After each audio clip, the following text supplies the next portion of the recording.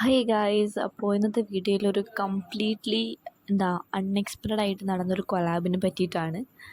ഞാൻ കൊളാബ് ചെയ്യണമെന്ന് ഫസ്റ്റ് തീരുമാനിച്ച കുട്ടിയായിട്ടല്ല ഞാനിപ്പോൾ ചെയ്തേക്കുന്നത് കൊളാബ്. ഞാൻ വേറൊരാളായിട്ട് കൊളാബ് ചെയ്യാമെന്ന് വിചാരിച്ചിരിക്കുമായിരുന്നു, പക്ഷേ ആ സമയത്ത് പറ്റിയിട്ടുണ്ടായിരുന്നില്ല. ഇപ്പോൾ ഞാൻ കൊളാബ് ചെയ്യുന്നത് എൽസി ആയിട്ടാണ്. പുള്ളിക്കാരിയുടെ ചാനലൊക്കെ ഞാൻ പിൻ ചെയ്ത് വയ്ക്കാം.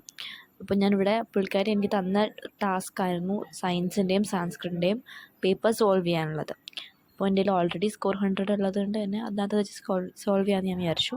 ആൻഡ് ഇവിടെ ഞാൻ അതൊക്കെ ഇരുന്ന് എഴുതാണ്. MCQ ഞാൻ കംപ്ലീറ്റ്ലി എഴുതി വെറുതെ സമയം കളയണ്ടെന്ന് വിചാരിച്ചിട്ട് നോർമലായിട്ട് ജസ്റ്റ് ആ ഓപ്ഷൻ മാത്രം ഇട്ടിട്ട് പോവുകയാണ്.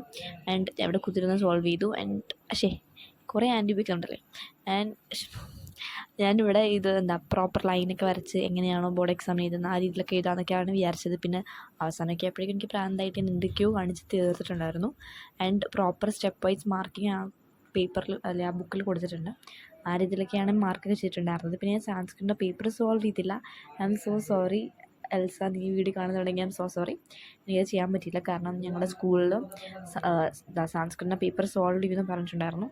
സ്കൂളിൽ സോൾവ് ചെയ്യുന്നതുകൊണ്ട് തന്നെ ചെയ്യേണ്ടെന്ന് ഞാൻ വിചാരിച്ചു. പക്ഷെ എനിക്കിപ്പോൾ ആലോചിക്കുമ്പോൾ അതൊരു ഒരു മോശം കാര്യം എനിക്ക് ഫീൽ ചെയ്യുന്നുണ്ട്. ഞാൻ ചെയ്തിരുന്നെങ്കിൽ പിന്നെ നല്ലതായിരുന്നു. എനിക്ക് ചെയ്യാൻ പറ്റിയിട്ടുണ്ടായിരുന്നില്ല. I am so sorry.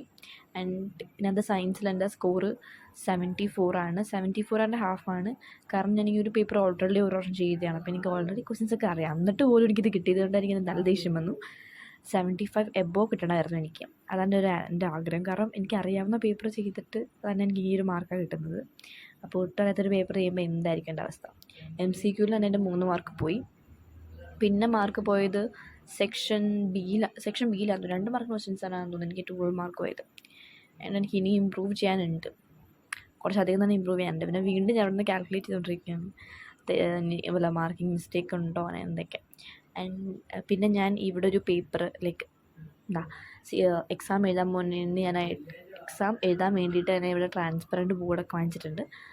Transparent board, അതുപോലെ തന്നെ പേന, അതൊക്കെ ഞാനിപ്പോൾ സെലക്ട് ചെയ്ത് വെച്ചിട്ടുണ്ട്. കുപ്പി ഒഴിച്ച് ബാക്കി എല്ലാം എൻ്റെ സെറ്റാണ്. ബോർഡ് എക്സാമിന് കൊണ്ടുപോകാനുള്ള കുപ്പി മാത്രം സെറ്റായിട്ടില്ല, ബാക്കി എല്ലാം സെറ്റാക്കിയിട്ടുണ്ട് ഞാൻ. പിന്നെ എൻ്റെ ടെലിഗ്രാം ചാനലിൽ നാളെ ഞാൻ ജെൻഡർ, റിലീജിയൻ ആൻഡ് കാസ്റ്റിൻ്റെ ഇമ്പോർട്ടൻറ്റ് ക്വസ്റ്റ്യൻസൊക്കെ ഞാൻ PDF ആയിട്ട് അപ്ലോഡ് ചെയ്യുന്നതായിരിക്കും. അപ്പോൾ നിങ്ങൾ ഇതുവരെ ടെലിഗ്രാം ചാനൽ ജോയിൻ ചെയ്തിട്ടില്ലെങ്കിൽ എന്തായാലും ജോയിൻ ചെയ്യാം. ഞാൻ ഡിസ്ക്രിപ്ഷനിൽ അതിൻ്റെ ലിങ്ക് ഒന്നും കൂടെ കൊടുക്കാം. നിങ്ങളെന്നോട് ചോദിച്ചിട്ടുണ്ടായിരുന്നു AI ഇങ്ങനെ പഠിക്കേണ്ടത്. അതിനെ പറ്റിയുള്ള വീഡിയോ ഒക്കെ എൽസയുടെ ചാനലിലുണ്ട്. അപ്പോൾ നിങ്ങൾ എന്തായാലും അത് ചെക്ക് ചെയ്ത് നോക്കുക. അപ്പോൾ ബൈ.